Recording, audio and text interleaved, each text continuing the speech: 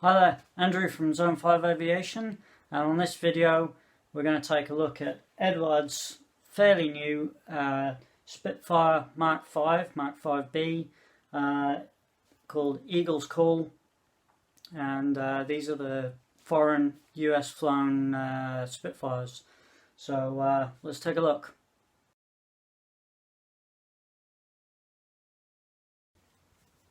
Okay, so what we've got here is Eduard's 1/48 scale Spitfire Mk.V in the markings of US flown fighters, US markings, titled Eagles Call. This has been around a couple of months. I'm not exactly sure when it actually came out, but as soon as I saw the box art, I thought that's a kit I want to get. I've become a bit of a fanboy when it comes to these Eduard kits.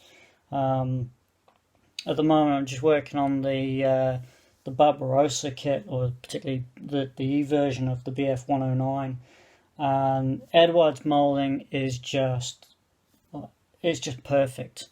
I picked up a Tamiya Mark 1 Spitfire a few months ago, and yeah, to be honest with you, I didn't really like it. So, but these Eduard kits are just absolutely stunning, and with a change of paint method as well, it just really brings out the detail in them. So just a quick look around the box on this. We get none other than what we got: 3, 6, 9, 10, 11, no less than 12 different markings in this kit. Both of the Mark V and the tropical schemes. And the kit number for this is 11149. And so it says Eagles Call Spitfire Mk.V flown by US pilots in the RAF and the USAF. So and there's one of the tropical schemes on the box end, pretty similar on the other side. So nice glossy box art, really nice. And opening the box, so you get 1, 2, 3, 4 bags of grey sprues and 2 of the clear sprues, and then we've got all our paperwork in the bottom here and a few other bits and pieces. So just taking a look at what we've got as far as parts breakdown goes. We've got the wing sets here.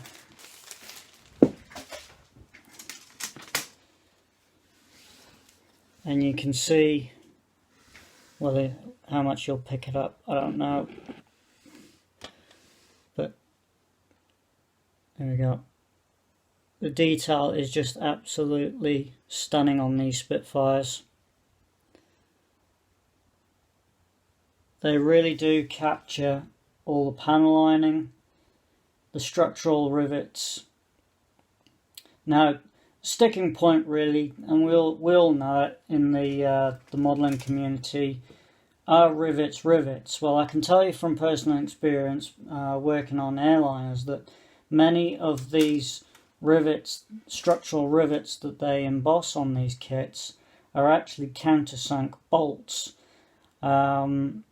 And so in a metal construction, they are interface driven into the structure and lie flush with the skin, and 9 times out of 10, once the aircraft is painted, you cannot see them. However, I quite like the representation of it in kit form, because it does give you an idea of how the aircraft is constructed. Whether it's accurate, it remains to be seen. You know, some like it, some don't. But you know, I think from a learning perspective, if you're interested in aviation and how these aircraft are built, I think it's worth having it. That's just my personal opinion. So you get two wing sets.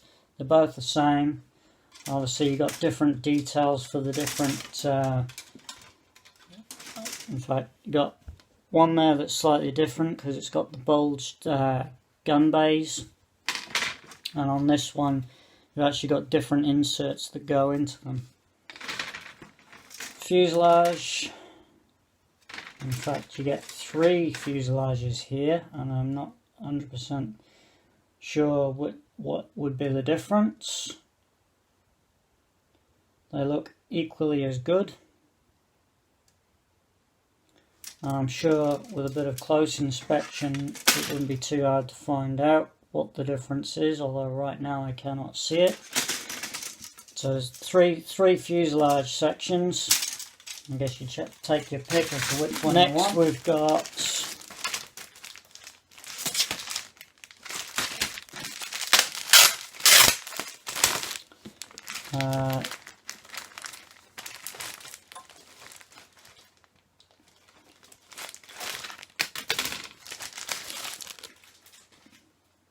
next we've got parts for the tailplanes, the rudders, ailerons, the prop spinner,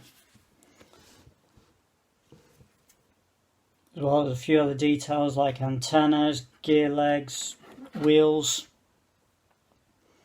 We've got the wingtips here for the clipped wings, doors.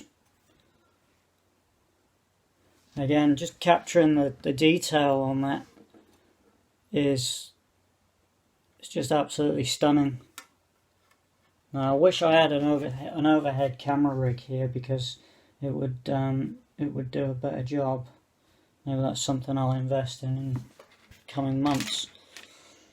Another sprue here. This is internal cockpit detail.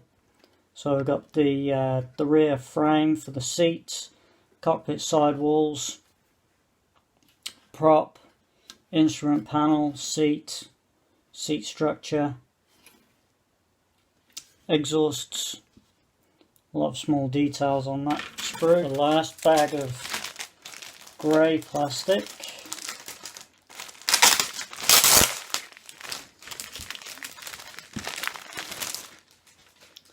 Okay, so this has got 4 sprues. So this sprue has the chin cowls and the tropical filter, the long-range fuel tank, gun bay blisters, gear doors, more gear legs. What else we've got? We've got some bombs and the fins for the bombs. Got various options for the gun barrels.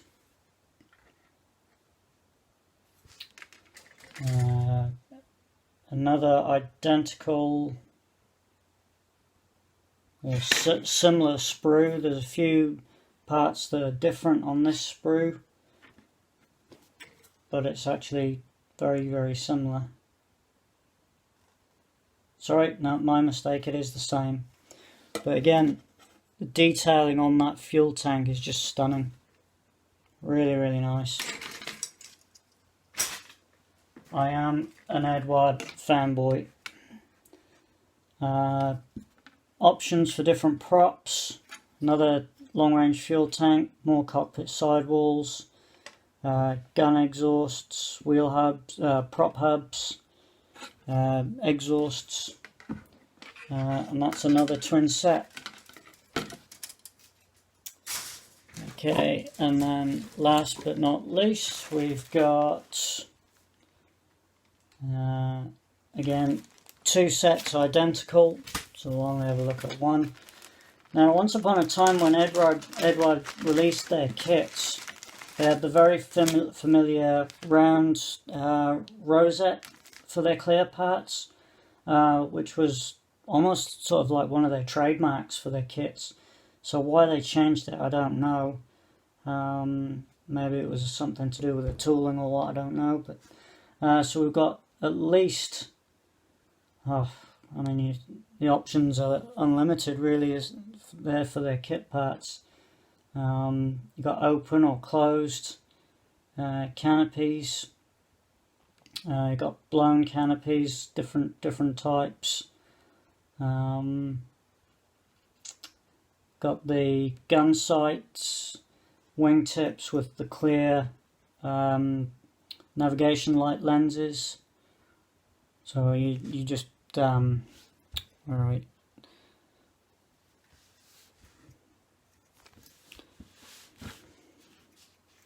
So these parts on the bottom here, you just attach them to your wings, mask off your light lens, and then you can spray over the rest of it, or you can just scrape the paint off the little bit on the end.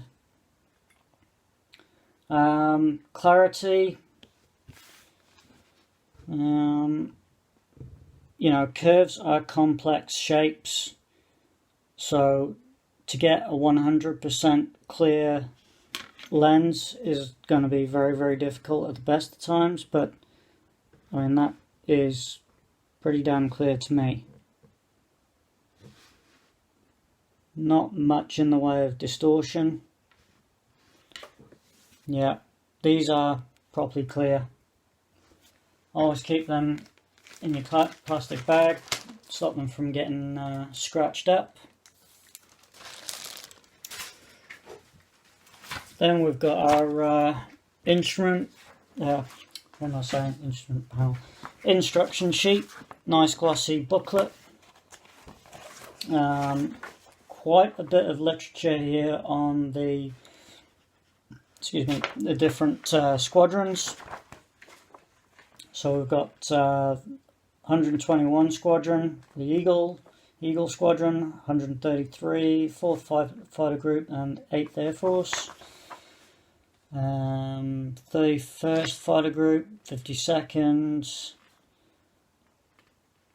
Yeah, it's running through basically the whole history of the US flown fighters.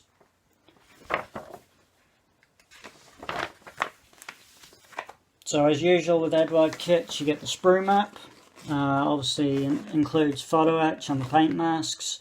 Because Eduard have published so many Eduard versions over the years, and probably will continue to do so.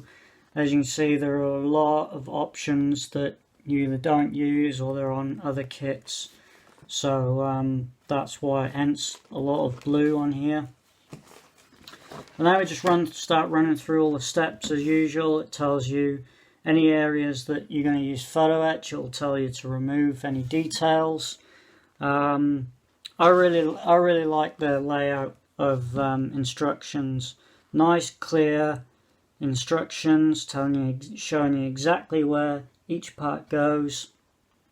There's no ambiguity about it. The parts go exactly where they tell you. Nice, clear line drawings. All the paint call-outs. So I'm not going to bore you with going through every single step, unlike some other modelers that we know.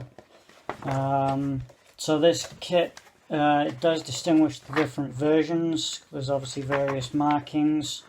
So we go through the Mk.V instructions, and then the book splits, and then we go into Mk.V Tropical, and therefore it's a different set of instructions. Now moving on to the marking options. This is a nice one. This is an RAF one. 71 Squadron, Martlesham Heath, Suffolk. Got that one there. That's quite nice. There's a very classic sort of RAF scheme. Another one here, 401 Squadron, Royal Canadian Air Force, RAF Gravesend, Kent. So that one, where are we? That one there. Sorry, it's a bit dark.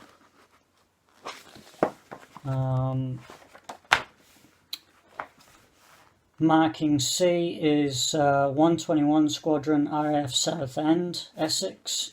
Now, if anyone recognises Southend, Southend Airport, as it is now, is actually home to one of only two operable Vulcans, as well besides XH558, which is still at Robin Hood Airport, which was formerly Finningley. But Southend has the other running Vulcan, which has parts and engines donated from 558. So that's got a bit of history to it, that airfield. Marking D. Now Eduard have actually included an error sheet, actually a correction sheet. Marking D says 307th Fighter Squadron, 31st Fighter Group, 8th Air Force, RAF Merston, West Sussex, shows MDT, and it shows the yellow around the outside of the roundel. Now, Eduard have included a correction sheet here, where as far as I can tell, the difference is it's actually MXD. Has a different roundel, doesn't have the artwork on the nose, so that's a correction. So marking D as it is in here for MDT is now marking E. The marking D is 307th Fighter Squadron, 31st Fighter Group, 8th Air Force, RAF Merston. So it's the same squadron as this other one, although they have corrected it again here. 336th Fighter Squadron, 4th Fighter Group, 8th Air Force, Debden. So that's MDT, is from Debden. Marking F, crikey, there's a lot of markings in here. Spitfire Mk.V Trop, 185th Squadron, RAF Malta. And that's in quite a nice blue scheme, with a light underside. That's quite nice, that one. As you can see, it's got the tropical filter on it. Then we start moving into some really quite nice schemes here. 31st Fighter Group, Tunisia. That's FMD. That's marking G, again with the tropical filter on it, in the middle stone and dark earth. That's really nice, that one. Really go to town with some weathering on that one. Then we've got a similar kind of scheme this time. 5th Fighter Squadron, 57th Fighter Group, Mediterranean Allied Coastal Air Force, again Tunisia. This one is VFC. So there we go, that one there. These schemes are just beautiful. Now, my doubt is how well the decals are going to perform, but that's another subject. Then we've got 4th Fighter Squadron, 57th Fighter Group, Tunisia again. This one's WDQ. I really like this one because it's got the American flag and some quite cool nose art on it with the skull. That's quite nice, again with the tropical filter. And okay, so I'm going to leave it here now. There's another three or four schemes in here. Then we've got our stencil data on it. So quite a comprehensive lot of markings and schemes that you can do with this. They've obviously added another correction sheet here for the stencils. Just showing that there. So I'll pop that away. Okay, so the last few bits we've got, the obligatory masking set, Eduard's standard mask set, which is all die cut, which is what we like. Why Tamiya haven't caught up with doing that with their mask sets, I do not know. Then we've got, given that we've got two kits, we've got two sets of photo etch, all very nice.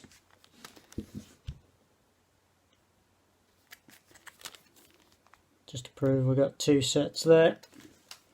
Now Eduard have come out with their look sets, which are just they're almost like plastic replacement instrument panels, or you could go down the Quinta Studios sets, 3D printed decals, but I think their photo etch is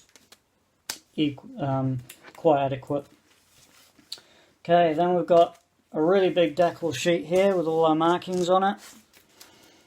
Now, Eduard decals, they have changed in the last year or so, where they've been printing their own decals with quite a number of complaints, to be honest, where they're no longer printed by cardograph. They're quite thick. In fact, I can actually feel them through the plastic covering here. And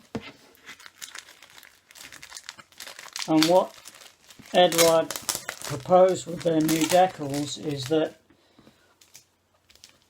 the carrier film can actually be removed after they've been placed onto the model by either picking at them and tearing them off, or removing them with tape. Now, I've never actually tried this. I know a few have tried it with limited success, but some of these are really quite thick, others aren't. You can see how glossy they are. They are really glossy. So, and I can actually see the carrier film, and a lot of the decals, they're not centered on the carrier film. So, I don't know. I think I need to give these a go just to see how well they perform, whether or not you can peel this carrier film off. But I've seen demonstrations of it, and it just looks so time consuming. So I don't know whether I'm going to have to go down the aftermarket route. I don't know. I think I'll give them a go. I'll try them, and if I don't like the first few that I try, then yeah, I'll be ditching these, I think. Again, given that we've got two kits, we're going to have two sets of stencils. Again, they're quite thick. You can see the carrier film on them. Yeah, I'm not too sure about them, but we shall see. We shall see. I'm not gonna write it off straight away, but it doesn't look good, if you know what I mean, and I think you do. So that's Eduard's 48 scale Eagles Call Spitfire Mk.V. Thanks for watching. Okay, thanks. Bye.